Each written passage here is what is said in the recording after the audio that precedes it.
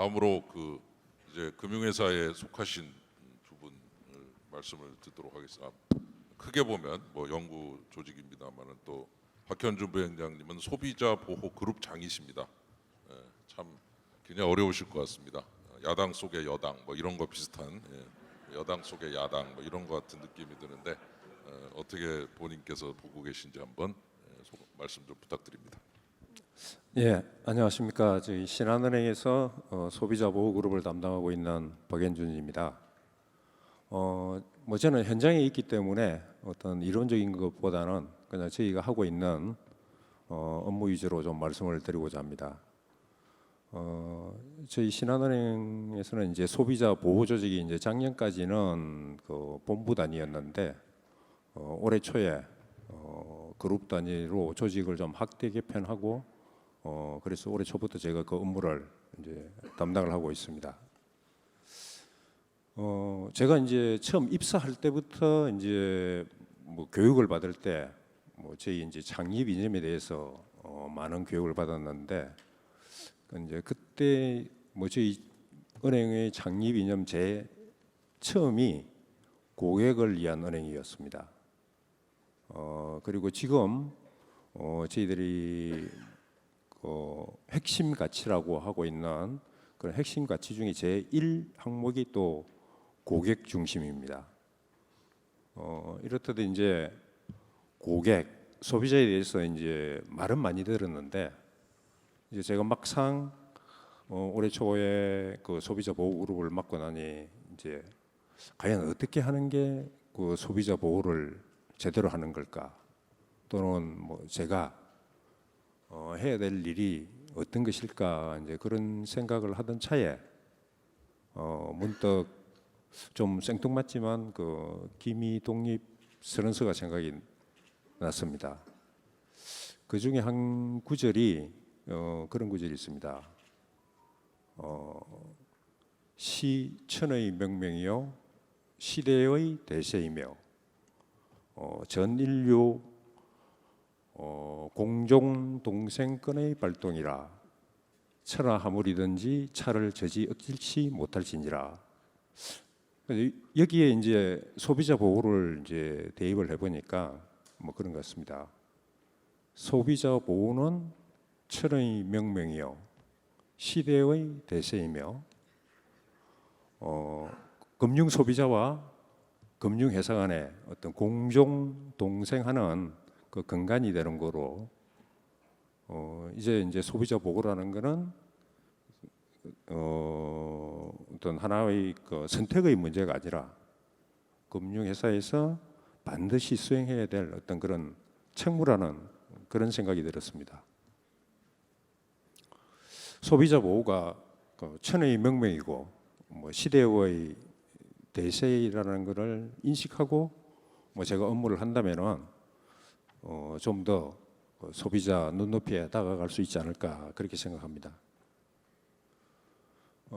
그동안 은행에서 그 소비자 보호 정책을 저희들이 하지 않은 건 아니지만은 지금 그 소비자의 눈높이에서 본다면은 뭐 미흡한 점도 많이 있었던 것 같고 또 그동안 그 수십 년간 지속되어 온 어떤 재무성과 위주의 어떤 평가 문화가 뭐 하루아침에 그렇게 쉽게 바뀌지는 않을 거라고 이제 생각을 합니다.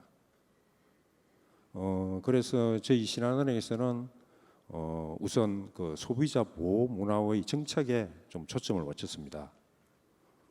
그래서 올해부터는 그 영업점 평가 제도를 이제 이름부터 바꾸었습니다. 이른바 그 고객과 함께 한다는 의미에서 가치 평가 제도를 도입했습니다. 저희 KPI 평가 지표 중에서 소비자 보호 지표를 10% 이상 반영하고 또 이와 별도로 이행 과정 평가라는 그런 프로세스도 도입했습니다. 뭐 이행 과정 평가는 재무적 성과가 아무리 좋다 하더라도 그 절차적인 정당성이 확보되지 않는 뭐 예를 들면은 불안전 판매의 여지가 있는 그런 재무 성과에 대해서는 인정하지 않겠다는 원칙을 확실하게 정립했습니다. 그리고 또 그 가치평가 제도의 시행 첫 해인 올해에는 특별히 소비자 보호 우수상을 신설했습니다. 그렇게 해서 이 소비자 보호 우수상은 재무성과 최우수 영업점과 동일한 그런 포상을 하는 것으로 해서 문화적 변화를 저희 좀 도모하고 있습니다. 부수적으로는 이제 올바른 투자 문화, 투자 상품 판매 문화를 정착시키기 위해서 미스터리 쇼핑도 대상도 확대를 하고 또 그 실시 횟수도 확대를 했습니다. 그리고 투자 상품 판매 후에 실시하는 그 스마일 콜 제도도 개선했고 또 판매 역량이 미흡하다고 판단하는 영업점에 대해서는 일시적으로 그 투자 상품 판매 정지 제도도 도입하였고 또 하반기에는 금융소비자보호법 시행 전이라도 저희 은행에서 우선적으로 그 청약 철회 제도를 도입할 그런 계획입니다. 또 최근에 뭐 이슈가 많이 되고 있는 투자 상품 선정부터 해서 판매, 사후 관리, 전 프로세스에서 소비자 권익이 반영될 수 있도록 그렇게 제도를 정비했고 또 저희 소비자 보호 그룹 내에 상품 감리팀을 신설해서 보다 좀 세밀한 모니터링과 사후 관리가 가능하도록 그렇게 조치했습니다. 또 인력 충원도 일부 했는데 결국 이제 영업 현장에서 뭐 실질적으로 소비자 보호 활동이 제대로 이루어지고 있는지 그런 부분을 점검하기 위해서 소비자 보호 오피스 제도를 신설해서 각 영업 본부에 배치하고 영업 현장 점검하고 그리고 코칭 활동을 함께 수행하고 있습니다. 뭐 이런 여러 가지를 비롯해서 저희 신한은행에서는 이제 내년도 시행 예정인 금소법 시행에 선제적으로 잘 준비해서 대응하도록 하겠습니다. 그리고 저희들이 그 준비하는 지향점은 단순히 법령에서 정한 그 규정을 어떻게 지켜낼 거냐 하는 그런 부분이 아닌 고객 중심의 소비자 문화 확립에 초점을 맞춰서 준비하도록 하겠습니다. 저희 신한은행은 은행의 눈높이가 아니고 또 그렇다 해서 감독 당국의 또는 법령에서 정한 그런 규제의 눈높이가 아닌 소비자의 관점에서 소비자의 눈높이에 맞춘 그런 상품 서비스를 제공하고 거기에 적합한 프로세스를 만들기 위해서 더 노력하겠습니다. 여기 계신 여러분들의 많은 질책 그리고 재원 그리고 조언을 부탁드리겠습니다. 고맙습니다. 예, 감사합니다. 예. 내부에서 또 새로운 그 노력과 새로운 그 아젠다들이 계속 제시되고 있는 얘기를 해주셨네요. 독립선언문이 나온 걸 보고 아주 정말 화끈하다 이런 생각을 했는데 그대로 좀 잘 됐으면 하는 생각 간절합니다. 영어로 표현하면 마지막에 하시는 분이 last but not the least 이런 표현을 쓰죠. 중요도가 낮아서 그런 것이 아니고 아마 가나다 순에서 밀리신 것 같은 그런 생각이 듭니다만 우리 하나금융 경영연구소 소장이신 정종호 소장님 부탁드립니다. 예. 뭐 마지막인 게 뭐 나쁘지만은 않습니다. 일단 중복을 피할 수 있어서 좋고요.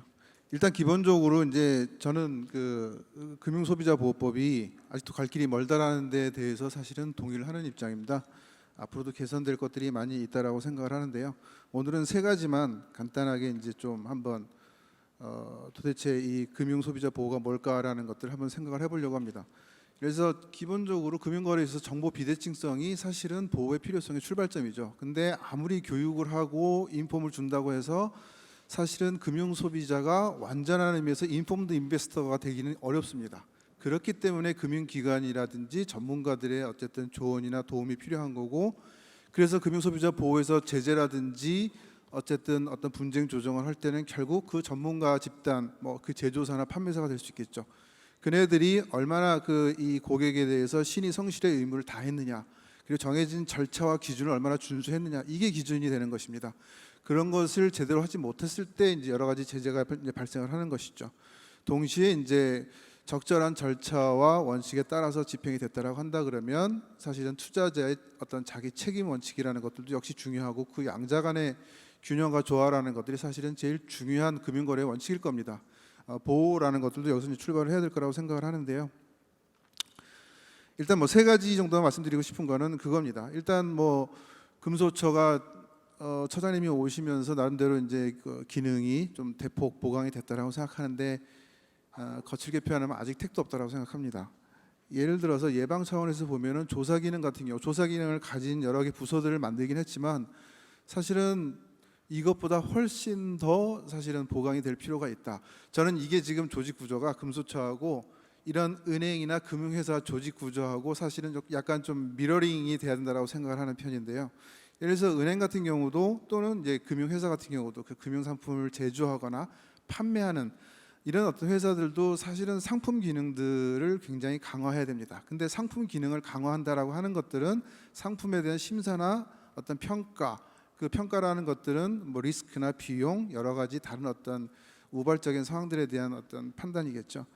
근데 그런 것들이 금융 당국이 그런 것들에 대해서 충분히 이해하고 있지 못하면 사실은 그런 분들이 어떤 감독을 하거나 제재를 하거나 규제를 한다라고 했을 때 여러 가지 부작용들이 발생할 수밖에 없거든요. 그런 의미에서 본다 그러면은 굉장히 조사 기능이 강화될 필요가 있고요. 사실 부연해서 말씀드리자면 뭐 제가 알기로는 캐나다 같은 경우는 작년도에 부분적으로 했던 것 같은데 그 소위 노우 유어 커스터머가 아니라 노우 유어 프로덕트라 그래가지고 상품 조사 숙지 의무 같은 것들을 법령 안에 집어넣습니다. 우리 같은 경우 설명 의무로 대체하는 그런 경향이 있지만 사실 그런 것들을 명시화해서 제조업자나 판매업자들이 얼마나 그 상품을 알고 파는 것인지, 알고 만든 것인지, 그 리스크의 속성이나 특성은 어떤 것인지 그 정확하게 이제 좀 규정하고 의무화하는 것들이 필요하다는 그런 생각도 좀 있고요. 뭐 사실은 좀 뭐 짜투리 얘기입니다만은 그다음에 이제 두 번째 보자라면 사실은 금소법하고 관련해서 이제 시행령을 만들고 계실 텐데요. 사실은 그 어떤 우리가 법령을 만들 때 제일 문제가 되는 게 준칙과 규정과 재량 이것들 간에 항상 이제 이 갈등과 고민이 좀 있습니다.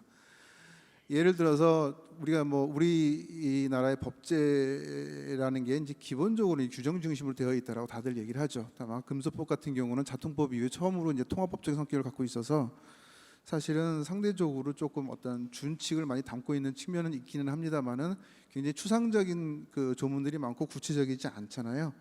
시행령에서 그런 다양한 규정들을 만들어야 되는데 이런 것들이 사실은 좀 쉽지 않을 겁니다. 근데 이제 많이 만들어야 됩니다. 만들어야 되죠. 그러니까 예를 들어서 설명 의무 같은 경우 얘기할 때 뭐 고객이 이해할 수 있는 어떤 그런 방식과 내용으로 설명을 해야 된다. 도대체 어떻게 해야 고객이 이해를 하는 걸까요? 그래서 이해라는 것들에 대한 구체적인 기준을 정해야 그것이 나중에 규율을 하고 규제를 하고 경우에 따라서는 제재를 할 수 있는 근거가 되는 것이거든요. 그런데 그러면 이런 것들을 좀 더 명문화하고 규정화하는 것들이 사실은 금융산업의 발전이 굉장히 더디고 안정적일 때는 사실은 별 문제가 없습니다. 굉장히 표준화되는 어떤 그런 상품들이 있으니까요. 그런데 계속적으로 변하고 특히 경쟁 환경 같은 경우도 많이 바뀌어 나가고 있습니다. 뭐 데이터 3법 때문에 디지털 관련해 가지고 뭐 아까 테크핀 얘기도 하셨지만 뭐 빅테크도 들어올 수 있고 또는 P2P도 새로 생기고 마이데이터 사업자나 경우에 종합 지급 결제업자 같은 이런 새로운 사업자들이 마구 들어올 겁니다. 이럴 때 하나하나 규정으로 담을 수가 없습니다. 그러니까 이런 것들을 할 때는 상대적으로 법적인 또는 법 제도 운영상의 플렉서빌리티가 굉장히 중요한데 그게 이제 재량권이 되겠죠. 근데 이 재량권이라는 것들은 사실은 뭐 기속 재량을 얘기하는 분들도 계시긴 합니다만은 규정을 넘어서서 재량이라고 하는 것들이 신뢰가 확보되지 않으면 사실은 그것이 어떻게 보면은 그 권위를 갖기 굉장히 어렵거든요. 그런 부분들에 대해서 사실은 조금 더 고민을 할 필요가 있다. 어차피 새로운 변화나 혁신에 대응하기 위한 규율 체계가 규정 중심인 건 굉장히 힘들 겁니다. 힘들 수밖에 없죠. 좀 더 유연한 체계가 되고 그럼 재량권이 있어야 되는데 그 재량이라고 하는 것들을 어떻게 수행할 거냐라는 것들에 대해서는 고민이 굉장히 많이 필요하다라고 생각을 하고요. 짜투리로 또 하나 말씀드리면 행동경제학 같은 경우를 이런 여기에 집어넣는 것들은 사실은 아직 초기 단계고요. 굉장히 좀 연구나 고민을 많이 해야 됩니다. 왜냐하면 아까 말씀드렸던 것처럼 손님을 이해한다라는 그 행위 자체에 대해서도 사실은 명확하게 사전적으로 정의된 어떤 그런 기준들이 없었을 때는 기본적으로 이해 분쟁이나 어떤 그 해석상의 문제가 발생을 하는데, 행동경제학적 가정이라고 하는 것들은 기본적으로 모든 인간이 다 합리적이지 않고 똑같이 않다라는 거거든요. 그리고 이러저런 맥락이나 자기들의 어떤 목적이나 선호에 따라서 굉장히 일관되지 않거나 경우에 따라서는 다른 의사결정, 투자 결정을 할 수 있다라는 것들을 받아들이는 그런 어떤 이론들이 될 텐데, 그런 것들을 가지고 그러면 규율을 했을 때 도대체 어떻게 규율할 수 있을 것인지, 쉽게 얘기하면 좀 이상하고 일관성이 없는 사람한테는 아무런 투자 상품도 팔지 말아라, 뭐 이런 식이라고 한다 그러면 그게 그러면 실제로 금융 산업의 발전에 도움이 되는 건지 또는 소비자한테 도움이 되는 건지. 사실은 금융 소비자들, 어떤 소비자든 간에 소비자를 보호하는 가장 극단적으로 무식한 방법은 아무것도 안 하게 하는 거거든요. 근데 그게 소비자 보호의 목적은 아닐 테니까요. 그런 문제들이 있습니다. 끝으로 이제 사실은 예방 차원이 아니라 결국은 제가 재량권 얘기를 길게 했던 이유는 결국은 이게 법 제도적으로 송사나 뭐 이런 걸로 가는 게 중요한 게 아니라 그 사이에서 당사자 간의 분쟁 조절 메커니즘이라는 것들이 원활하게 작동하는 것들이 사실은 금융 소비자 보호의 제일 핵심적인 기능이다라고 저는 생각을 합니다. 그랬을 때 같은 경우, 우리 같은 경우 물론 이제 금소처장님께서도 뭐 말씀하셨지만 이런 분쟁 조정과 관련된 기능들을 강화하셨습니다. 근데 기본적으로 그 조직 규모라든지 이런 것들로 봤을 때는 여전히 한계가 많다라고 생각을 합니다. 그래서 저는 개인적으로는 여전히 영국식 금융 옴부즈만 제도 같은 것들을 도입하는 게 필요하다. 그래서 금감원 산하에 이래서 별도 독립기구로 따로 두고 거기에 전문가들을 대규모로 저기를 해서, 예를 들어서 그건 법률 전문가도 있을 수 있고 금융 전문가도 있을 수 있고 뭐 감독 전문가, 검사 전문가가 있을 수 있죠. 심지어는 뭐 소비자 대표들이 포함해도 좋습니다. 중요한 건 그런 식으로 분쟁 어떤 조정을 하기 위한 기재라는 것들이 실제로 분쟁이 빈발하고 발생하는 건수나 규모에 맞는 그런 규모로 사실은 좀 돼야 되고요. 영국 같은 경우는 사실은 금융 옴부즈만 제도하면서 별도 조직으로 그 직원, 전체 직원이 한 4,000명 되는 걸로 알고 있습니다. 물론 이제 그 4,000명이 다 옴부즈만 매니저는 아니고 민원 처리해 주는 분들은 아니고 이제 그분들은 또 일부이긴 합니다만은, 기본적으로 그런 정도로 사실은 어떤 분쟁 조정에 적극적으로 나서겠다라는 그런 어떤 이 준비 자세 또는 뭐 조직 어떤 개편의 문제 이런 것들에 대한 고민이 없다 그러면 사실은 뭐 금융 소비자 보호를 한다라고 하는 것들이 도대체 뭘 하겠다는 것인지에 대해서 소비자나 시장으로부터 신뢰를 받기 어려울 거다. 극단적으로 얘기하면 흉내만 내다 말 수도 있다라는 게 제 우려 사항입니다. 마치겠습니다. 감사합니다. 박수 한번 주십시오. 좀 더 강화를 하는 차원에서 옴부ds만 제도에 대해서 또 자료에서도 또 잘 정리를 해주셨습니다. 많이 참고할 수 있을 것 같습니다. 좋은 자료 감사드리고요. 시간이 좀 갔습니다. 플로어에서 혹시 뭐 질문이나 뭐 코멘트 있으시면